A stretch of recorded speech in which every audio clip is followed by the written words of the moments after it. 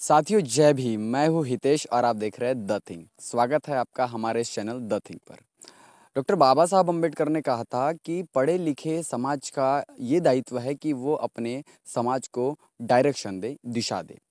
और उसी के साथ ही उनको ये भी बताया गया था बाबा साहब के माध्यम से कि आपका एक कर्मचारी होने के नाते आप आरक्षण के वजह से जो चीज़ें आप समाज मतलब आपको जो नौकरियां लगी है उसका 20% कहीं ना कहीं आपने समाज को देना चाहिए। इसी के पार्श्वभूमि भूमि पर 6 दिसंबर 1978 को मान्यवर साहब कांशीराम जी ने एक कर्मचारियों का संगठन बनाया था जिसे कि हम बाम सेफ इस नाम से जानते हैं, backward and minority community employ federation. इस नाम से ये जो संगठन है मान्यवर साहब कांशीराम जी ने बनाया था। और उसी के साथ ही उसी का बैकबोन पकड़ते हुए उत्तर प्रदेश जैसे बड़े सूबे में बहुजन विचारधारा की, बहुजन आंदोलन की वहाँ पर 4-4 बार वहाँ पर सरकार बन चुकी थी। लेकिन डॉक्टर बाबा साहब अम्बेडकर के संघर्ष के बारे में जब हम बात करते हैं और जब हम उनके आंदोलन के बारे में बात करते हैं तो कहीं न कहीं एक समाज को वो अभी जो चीज़ है वो नहीं मिल पा रही है। और समाज के उन वर्गों की मतलब पढ़े लिखे वर्गों की क्या जिम्मेदारी है, बाबा साहब के संघर्ष के बारे में वो क्या सोचते हैं, इसी विषय पर चर्चा करने के लिए आज हमारे साथ में है इंजीनियर देवेंद्र कुमार। देवेंद्र कुमार सर का परिचय ये है कि वे सामाजिक क्षेत्र में उनकी बहुत रुचि रही है। साथ ही एक पढ़े लिखे वर्ग से आने के बावजूद समाज का दायित्व वे अपने साथ में लेकर के चलते हैं, समाज को दिशा निर्देश करने का वे काम करते हैं और गोंदिया जिला के बाम सेफ के कोऑर्डिनेटर। आइए बात करते हैं इंजीनियर देवेंद्र कुमार सर से। तो सर सबसे पहले मैं आपका बहुत बहुत स्वागत करना चाहता हूँ हमारे इस चैनल पर। धन्यवाद। मैं सर से इस बात पर चर्चा करना चाहता हूँ कि जब डॉक्टर बाबा साहब अम्बेडकर और उनकी जीवनी को जब हम पढ़ते हैं, उनके संघर्ष को जब हम पढ़ते हैं तो सर उस संघर्ष के माध्यम से बहुजन समाज को जो प्रेरणा मिली है और बहुजन समाज आज SC ST OBC माइनॉरिटी ये जो सारा इतना बड़ा बहुजन समाज है इसकी कहीं ना कहीं जो वैल्यू है बाबा साहब ने जीरो से हीरो तक के हमको पहुँचाया है। तो सर क्या विचार रखेंगे आप बाबा साहब के संघर्ष पे? साथियों जय Bhim. The think YouTube channel का मैं धन्यवाद व्यक्त करता हूं और परम पूज्य डॉक्टर बाबा साहब अम्बेडकर इनके महापरिनिर्वाण दिवस के अवसर पर मैं सर्वप्रथम उन्हें अपने श्रद्धा सुमन अर्पित करता हूं। और इस महापरिनिर्वाण दिवस के अवसर पर डॉक्टर बाबा साहब अम्बेडकर जी का क्या संघर्ष रहा, इस पर अगर हम बात करना चाहते हैं तो डॉक्टर बाबा साहब अम्बेडकर जी का जो संघर्ष रहा है वे इस देश में समानता, इक्वेलिटी कायम करने का रहा है। और डॉक्टर बाबा साहब अम्बेडकर जी चाहते थे कि इस देश में जो हजारों वर्ष से जो चली आ रही है गैर बराबरी वाली जो व्यवस्था, वो व्यवस्था खत्म हो और उसके अगेंस्ट में इस देश में समतामूलक समाज व्यवस्था की रचना हो, ताकि जो जो वंचित बहुजन समाज जो हजारों वर्ष से जो अधिकारों से वंचित रहा है उन्हें अधिकार प्राप्त हो। तो डॉक्टर बाबा साहब अम्बेडकर जी का जो 40 वर्ष का जो संघर्ष रहा, तो इस संघर्ष का नतीजा ये हुआ कि इस देश के वंचितों को उनके अधिकार फिर से वापस मिले। और दूसरी बात, डॉक्टर बाबा साहब अम्बेडकर इनके संघर्ष के वजह से हमें भारत का संविधान मिला। और ये संविधान में बाबा साहब डॉक्टर अम्बेडकर जी ने ये चीज़ लाने की कोशिश की है जो कि महात्मा ज्योतिराव जी फुले ने जो संघर्ष चालू किया एजुकेशन का, और एजुकेशन की जो स्क्रिप्ट और एजुकेशन की जो कंसेप्ट है, तो डॉक्टर बाबा साहब अम्बेडकर जी ने उस संविधान को एक्सेप्ट करने का काम किया, एडॉप्ट किए, जिससे कि हमारे हजारों वर्ष से जो शिक्षा से हमें रोका गया था, वो शिक्षा से जो वंचित थे, वे शिक्षा के कंसेप्ट को डॉक्टर बाबा साहब अम्बेडकर जी ने अपने संविधान के माध्यम से हमें दिए और उससे हमें एजुकेशन का अधिकार प्राप्त हुआ। साथ ही साथ बाबा साहब अम्बेडकर जी के संघर्ष की वजह से जो छत्रपति साहू महाराज जी का जो एजेंडा था या छत्रपति साहू महाराज का जो कंसेप्ट था रिजर्वेशन का, तो वो रिजर्वेशन के कंसेप्ट को भी बाबा साहब डॉक्टर अम्बेडकर जी ने संविधान के माध्यम से लाए।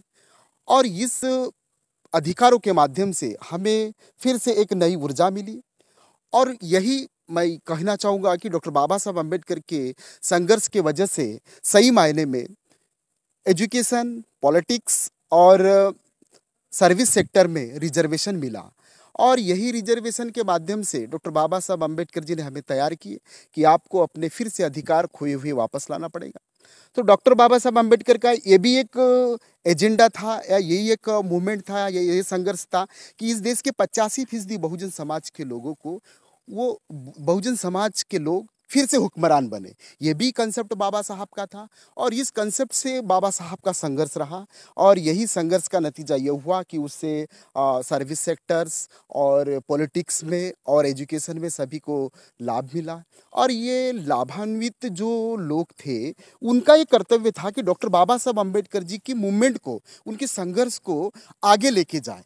लेकिन ऐसा नहीं हुआ। ऐसा जब हम इतिहास और उनके लिटरेचर को जब हम देखते हैं बाबा साहब के, तो हमें ये समझ में आता है कि ये जो लाभान्वित जो लोग थे उन लोगों ने अपने खास मकसद के लिए अपने जीवन में ही सीमित रहे और बाबा साहब अम्बेडकर जी का जो संघर्ष था वो आगे नहीं ले जा सके। इसलिए अंत में बाबा साहब लास्ट मोमेंट में कहते हैं कि भाई मैं जिन लोगों के लिए ये संघर्ष किया हूँ, जो अति पिछड़ा वर्ग, शेड्यूल कास्ट, शेड्यूल ट्राइब के लोग हैं, ये बात अंतिम तक जाना चाहिए था। जो पॉलिटिकल पावर इज मास्टर की ये जो चीज़ कही बाबा साहब ने, ये अंतिम छोर तक जाए, ये मैसेज जाए। लेकिन ये हमारे जो बाबा साहब के संघर्ष के बाद जिन्होंने फ़ायदा उठाए, इन उन लोगों का काम था। इसलिए बाबा साहब लास्ट में कहते हैं कि अंत में उन दुखी होके एक बात कह देते हैं कि भाई इन पढ़े लिखे लोगों ने मुझे धोखा दिया है।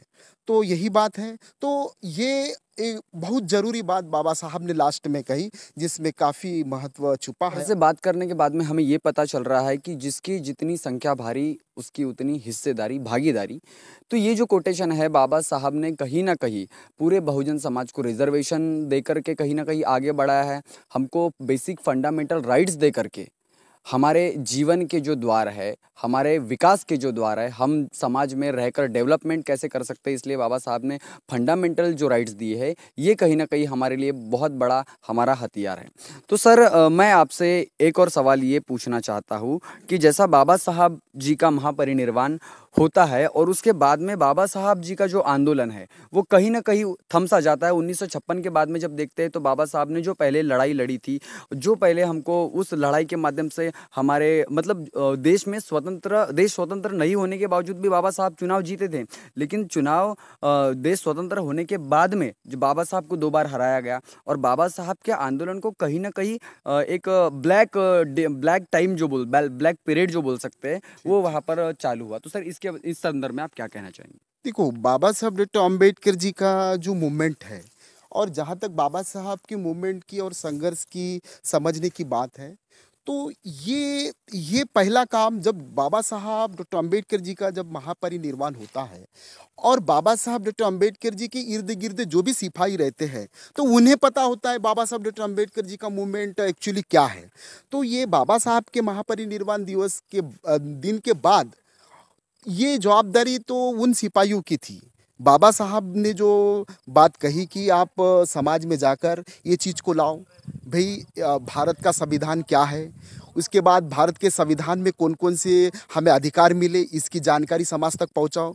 हमारा ये पॉलिटिकल पावर जो कहा गया बाबा साहब ने कि राजनीति की एक मास्टर चाबी है, उसको अगर आप अपने हाथ में लेते हो तो आप अपने विकास के द्वार खोल सकते हो। तो ये जो मैसेज है, ये मैसेज देने का काम बाबा साहब डॉक्टर अम्बेडकर जी के जो साथ में थे, तो पहला काम उनका था कि नए जनरेशन में, नई पीढ़ी में ये पहुंचाए। लेकिन वो कहीं ना कहीं असमर्थ रहे इस बात में, क्योंकि उनने देखे बाबा साहब डॉक्टर अम्बेडकर जी के जो कॉन्स्टिट्यूशन असेंबली का संघर्ष उन्होंने देखे, किस तरह से कि वहाँ मौजूदा जो राजनीति पार्टियां थी या राजनेता थे उस समय के, कैसे बाबा साहब को उन्होंने प्रताड़ित किया, कैसा रोका, ये संघर्ष उनने देखे। जहाँ तक कि लोकसभा का इलेक्शन हो बाबा साहब का, उस समय भी क्या तकलीफें गई और किस तरह से बाबा साहब डॉक्टर अम्बेडकर जी ने जो संघर्ष किया ये सिपाहियों ने देखे। तो उन्हें ये नैरेटिव बात आ गई कि डॉक्टर बाबा साहब अम्बेडकर जी ये सब करते हुए इनको काफ़ी तकलीफ आए, तो हम ये नहीं पहुंचा सकते ये मैसेज को, जो हुक्मरान बनने का जो मैसेज है या फिर बाबा साहब द्वारा जो संघर्ष चला गया, इसको नए पीढ़ी तक पहुंचाने के लिए हम असमर्थ है, ऐसा उन्हें महसूस हुआ। और इसलिए साथियों कि उन लोगों ने क्या किया कि फिर इधर उधर न जाते हुए अन्य राजनीतिक दलों में चले गए और ये राजनीतिक दलों में जाने के बाद बाद बाबा साहब अम्बेडकर जी की जो जवाबदारी जिन पर थी, उन लोगों ने बाबा साहब के संघर्ष को कमज़ोर करने का काम किया। और ये कमज़ोर करने का काम चला 56 से 65 तक। डॉक्टर बाबा साहब अम्बेडकर जी का जो संघर्ष बढ़ने का था, तो वहाँ उस पीरियड में कम हो दिखाई देता है। जब हम अब बाबा साहब के लिटरेचर को जब पढ़ते हैं, तो हमें ये नज़र आता है कि 56 से 65 तक बाबा साहब के संघर्ष को कमज़ोर आंका गया, कमज़ोर दिखाई देता है। ये बात होगी। सर से जानने के बाद में हमें ये पता चलता है कि कहीं न कहीं पढ़े लिखे वर्गों की ये जो ज़िम्मेदारी थी, वो उन्होंने वहाँ पर पूरी नहीं की। साथ में बाबा साहब के साथ में जो लोग राजनैतिक रूप से जो लोग जुड़े हुए थे, उन्होंने कहीं न कहीं उनमें नेगेटिविटी आ गई। उन्होंने बाबा साहब के संघर्ष को ध्यान में न रखते हुए उन्होंने अन्य पक्षों में, अन्य दलों में उन्होंने अपना जो है मतलब कहीं न कहीं उन्होंने कदम रख दिया। उसके बाद में बाबा साहब का मूवमेंट कहीं न कहीं हमें कमज़ोर नज़र आता है। लेकिन सवाल ये भी उठता है कि बाबा साहब के इतने बड़े मूवमेंट को कमज़ोर होते देख, जब हम देखते हैं 1956 के बाद में बाबा साहब का मूवमेंट कहीं न कहीं कमज़ोर होता है, लेकिन उसके बाद में बाबा साहब का मूवमेंट जो है वो कहीं न कहीं धीरे-धीरे मतलब एक चिंगारी जलती है, और उस चिंगारी के माध्यम से वो जो आंदोलन है बाबा साहब का, वो फिर से कहीं न कहीं चालू होता है। तो सर 1956 के बाद में बाबा साहब के आंदोलन को किसने बढ़ाया, ये हमारे दिमाग में, ज़हन में प्रश्न आता है। तो इस विषय पर सर आप क्या कहना चाहेंगे? आपने सही सवाल उठाया, और इस सवाल पर बात इस समय होना बहुत ज़रूरी है। तो बाबा साहब डॉक्टर अंबेडकर जी के मूवमेंट जब सेटबैक आया 65 में, और ये सर्वप्रथम बाबा साहब और उनके मूवमेंट को समझने का मौका मान्यवर कांशीराम साहब को जब मिला, तो मान्यवर कांशीराम साहब ने ही फुले शाहू और बाबा साहब की मूवमेंट की बारीकाई को समझे। और उन्हें ये पता चला कि डॉक्टर बाबा साहब अम्बेडकर जी ने एक संदेश दिया कि इस देश में कॉन्स्टिट्यूशन लागू है, और हम आपको ये सारी चीज़ें जो अधिकार दे रहे हैं, तो ये अधिकार आपको तभी मिल सकते हैं जब इस देश में आप हुक्मरान बनो। ये संदेश बाबा साहब का डायरेक्टली था कि भाई आप इस 85% बहुजन समाज जो है इस देश का जब राजा बनेगा, और राजा बनाने का मौका बाबा साहब ने संविधान के माध्यम से, डेमोक्रेसी के माध्यम से, वोट के माध्यम से दिया है। तो मान्यवर कांशीराम साहब ने यही बात पकड़कर कि जो पॉलिटिकल की जो मास्टर चाबी है वो हाथ में लेकर ये बहुजन समाज का कैसा उत्थान हो, इस बेस पर मान्यवर कांशीराम साहब ने बात पकड़ी। और वही बात को लेकर मान्यवर कांशीराम साहब ने बाबा साहब फुले शाह अम्बेडकर जी के मूवमेंट को समझा, और ये समझकर वो बाबा साहब ने जो ब्लेम लगाए थे कि इन पढ़े लिखे लोगों ने मुझे धोखा दिया है, वही कोटेशन को बाबा साहब ने कोट किया और कांशीराम साहब ने किया। और वही बात को लेकर फिर से एक कि भाई जिन लोगों ने फ़ायदा लिए बाबा साहब के संघर्ष का, उन्हीं को पहले इकट्ठा किया जाए। बाबा साहब ने किसे धोखेबाज कहा है, तो उन धोखेबाज लोगों को पहले जमा किया जाए, और वो जमा कर उनका एक संगठन बनाया जाए, और ताकि ये जो बाबा साहब का जो मैसेज था कि इस देश में आप हुक्मरान बनकर संविधानिक अधिकार आपको तभी मिलेंगे जब इस देश के आप हुक्मरान बनोगे। तो मान्यवर कांशीराम साहब ने इसी बेस पर काम करने की शुरुआत की, और इसलिए उन्होंने घरदार नहीं जाने की बात कर दी, संकल्प किया कि बाबा साहब डॉक्टर अम्बेडकर जी के मूवमेंट को चलाने के लिए मुझे तो अपनी लाइफ पूरी देना पड़ेगा। यही संकल्प के साथ मान्यवर कांशीराम साहब निकले। शादी नहीं की उन्होंने, और कोई संपत्ति इकट्ठा नहीं करने का भी संकल्प लिया, और यही संकल्प के साथ 6 दिसंबर 1978 को बामसेप नाम का संगठन, जो आपने शुरुआत में जो जिक्र किया है, तो वही बामसेप नाम का संगठन मान्यवर कांशीराम साहब ने तैयार किया इस देश के अंदर में, और पूरे पढ़े लिखे लोगों को इकट्ठा करके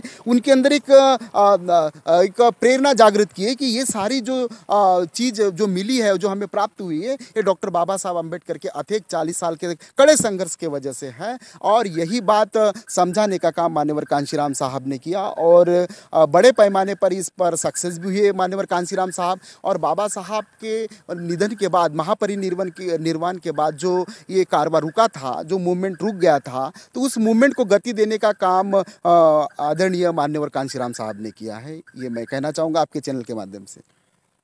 मैं अकेला ही चला था जानिबे मंजिल, लोग जुड़ते गए और कारवां बनता गया। मान्यवर साहब कांशीराम जी जब बाबा साहब के संघर्ष को पढ़ते हैं, तो वे किस्से में लिखते हैं कि मुझे पूरी रात नींद नहीं आई थी। सिर्फ बाबा साहब की एक किताब पढ़ने के बाद में जब कांशीराम साहब जी के पूर्ण जीवन में ये परिवर्तन हो सकता है, तो साथियों, बहुजन समाज के जब सारे लोग, और अगर बहुजन समाज पूरा जागरूक हो गया, तो कहीं ना कहीं हम इस देश के ज़रूर हुक्मरान बन सकते हैं। और वही बात मान्यवर कांशीराम साहब जी ने उत्तर प्रदेश जैसे बड़े सूबे में 4-4 बार बहुजन समाज की, बहुजन विचारधारा की सरकार बना करके वहाँ पर दिखाई। सर, अभी कल का जो दिन है वो डॉक्टर बाबा साहब अम्बेडकर के महापरिनिर्वाण का दिन है। तो इस जब महापरिनिर्वाण का जब भी विषय आता है या फिर बाबा साहब से कोई भी जुड़ा हुआ विषय आता है, तो हमारा समाज भावनात्मक होकर के उस पर अपनी प्रतिक्रिया देता है। अब कल का दिन जो है, लोग चैत्य भूमि पर जाते हैं, बाबा साहब को याद करते हैं, रोते हैं। लेकिन आप एक मिशनरी होने के नाते, आप एक समाज के सच्चे सिपाही होने के नाते, सर, आप इस बात पर क्या सोचते हैं? आज समाज को आप क्या मैसेज देना चाहेंगे? युवाओं को क्या संदेश देना चाहेंगे? तो बाबा साहब डॉक्टर अम्बेडकर जी के महापरिनिर्वाण दिवस पर यही संदेश होगा कि बाबा साहब के जो अधूरा काम या संघर्ष है, उसको जारी रखने का काम होगा। और ये संघर्ष जो है, ये नई पीढ़ी को समझना पड़ेगा।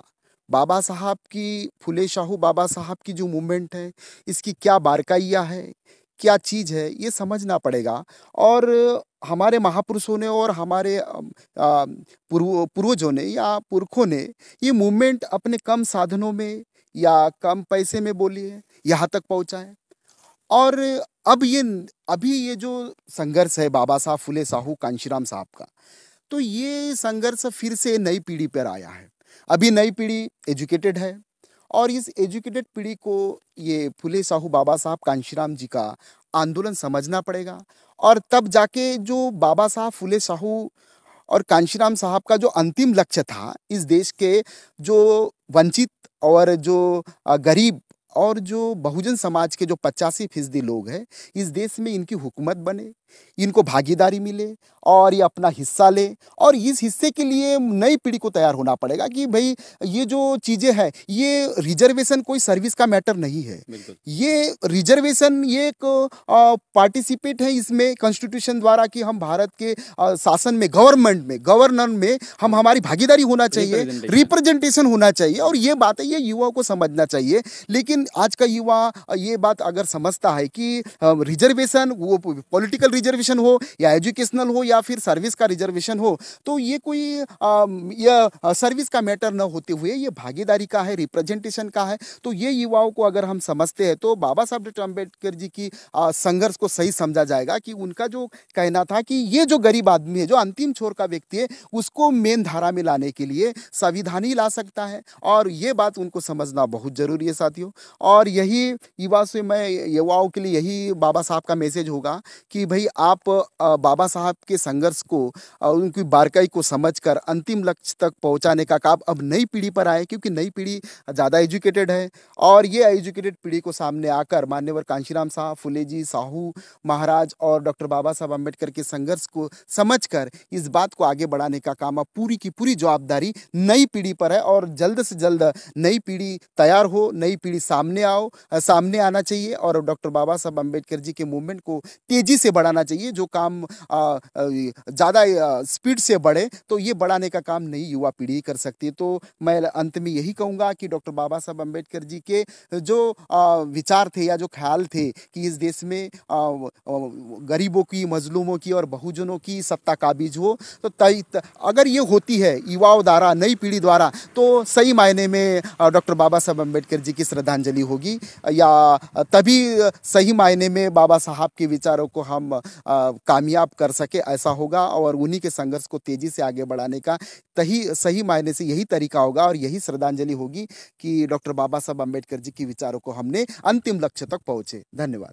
जन विचारधारा को घर घर तक पहुंचाने के लिए हमारे YouTube चैनल को सब्सक्राइब करें, लाइक करें, कमेंट करें, शेयर करें और बेल आइकन की घंटी दबाना ना भूलें।